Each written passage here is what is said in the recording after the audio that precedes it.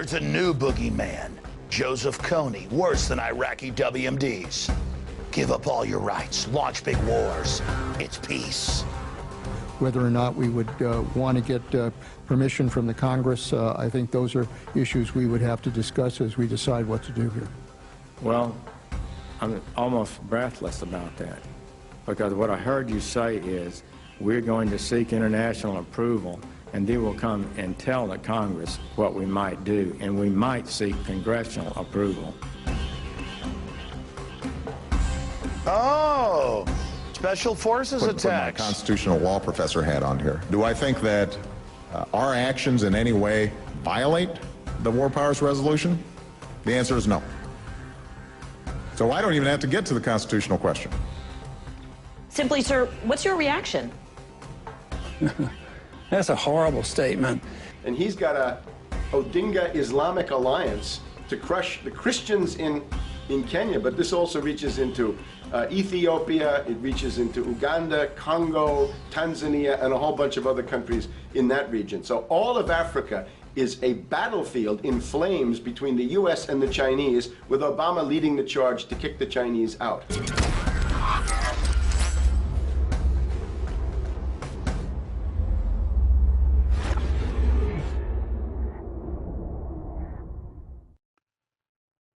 Well, in the last 3 days, I've seen 37 million views of Kony 2012. And everybody's saying, man, Alex, you got to get behind a war, an invasion in the middle of Africa. I mean, after all, the children are being enslaved. And there's a group called Invisible Children that wants to have a military invasion against Joseph Kony, who I've researched for years.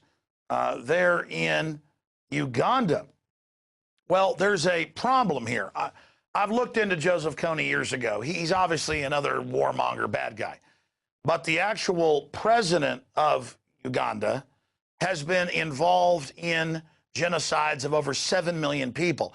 And best I can tell, Joseph Kony might have a couple thousand followers, 200 to 400, max 500 soldiers. Maybe 100,000 they've killed in a couple decades. I mean, the point is, he's like Saddam beat the brains out of babies in incubators in Kuwait. They admit that's PR, wasn't true. Or they've got this Syrian guy who they're saying there's all these massacres. That's now admitted to be fake. Or you've got the claim that Gaddafi's people were racing around, raping women fueled by Viagra. Wasn't true.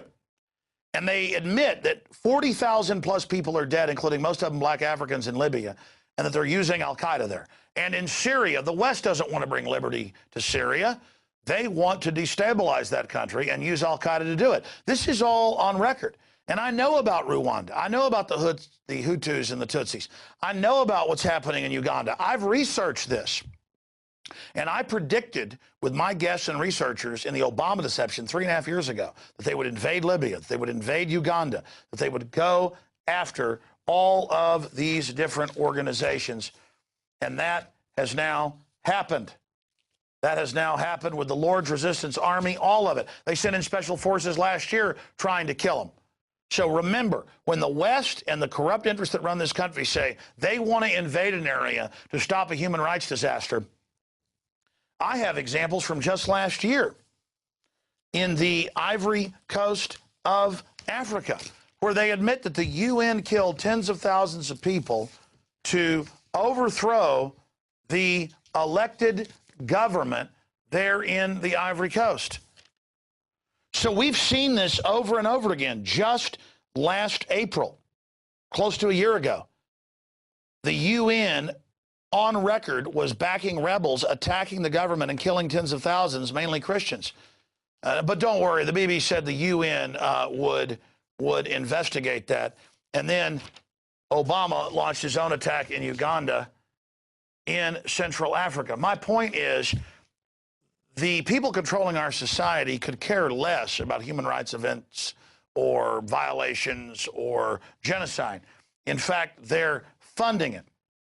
And when I saw the group Invisible Children with all these movie stars and all these groups come out with basically a pro-war, pro-invasion call, and their film got 37 million views in just 3 or 4 days, and I saw the State Department behind it and all this propaganda and members of Congress pushing it, I knew that something was going on, just like the babies in the incubators, all of it. This has nothing to do with actually trying to help people there.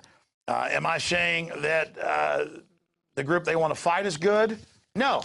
But what I'm saying is we hear about this 2012 movement against Kony, and it's nothing but using him as a convenient boogeyman when he's a minor player in the overall larger system as a pretext to invade these countries. And I've had young people, a lot of my young listeners, who are waking up but are still somewhat naive. They're being shown this in public school. They're calling me. They're saying, they're hurting children. They're enslaving children. We've got to get behind war.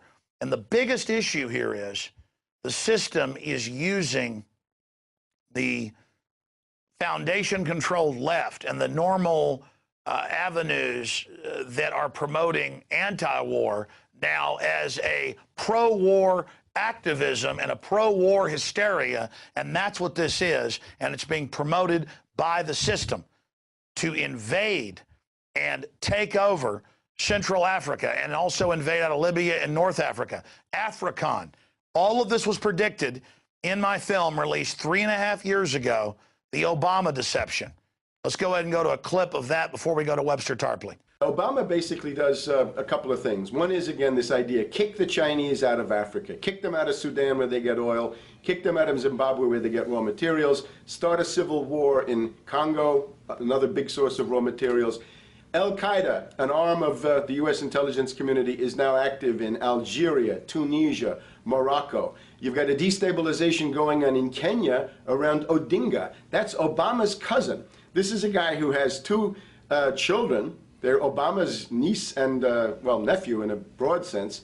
And one of them is named Raul, and the other one is named Winnie, after Winnie Mandela, who did the necklacing and political assassinations in South Africa. So this Odinga is essentially a CIA destabilizing operation in Kenya, and he's got a Odinga Islamic Alliance to crush the Christians in Kenya, but this also reaches into Ethiopia, it reaches into Uganda, Congo, Tanzania, and a whole bunch of other countries in that region. So all of Africa is a battlefield in flames between the U.S. and the Chinese, with Obama leading the charge to kick the Chinese out for geopolitical reasons. Now, again, the establishment has the controlled neocon right calling for war, the controlled left, George Clooney, all of them. We've got to invade Sudan. They're attacking the Christians while the UN's actually slaughtering them. We've got to invade Uganda so they can have the Muslim groups kill the Christian groups that are rebels. There's all sorts of barbarism going on here. But I had a caller when Obama was just president-elect, before he was even in office in January of '09, who called in and broke it all down, that Obama is just the African face on this neo-colonial imperialism. Again, I want to stop genocide. I'm for the little guy. But when I see a big Hollywood-financed movement lecturing everyone that we've got to have an invasion, and all of the regular peace groups calling for war, we know about the State Department using Twitter and Facebook. We know this is their new model, getting the swarming adolescents involved in all of this. Let's go to that clip of the caller. They put the face of Barack Obama as part of their public relations, because it's like in the old folk tales about vampires. A vampire cannot force his way into somebody's house. It's against some kind of metaphysical law. So the vampire has to persuade the resident of the household to open the door and invite him in. So they're going to look at the peephole at Barack Obama, which looks like them and appears to be on their side. They're going to say, okay, here's my ally. Let me open the door and let me let this person in. And then Barack Obama is just, of course, a front man for the American empire, where he's going to have the entire U.S. Navy, the entire U.S. Army, and the entire U.S. Marines under AFRICOM command. And, of course, he's going to turn it into a new Iraq, and he's going to turn it into a new Afghanistan. Everything, every operation that you see going on in Iraq and Afghanistan is going to propagate to the poor countries of Africa.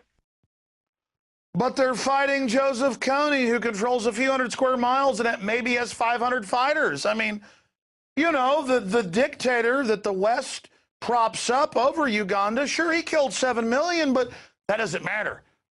There's proof that one little warlord might have been involved in some type of corruption. And remember what the UN has done in the sex trade in Africa, all of it.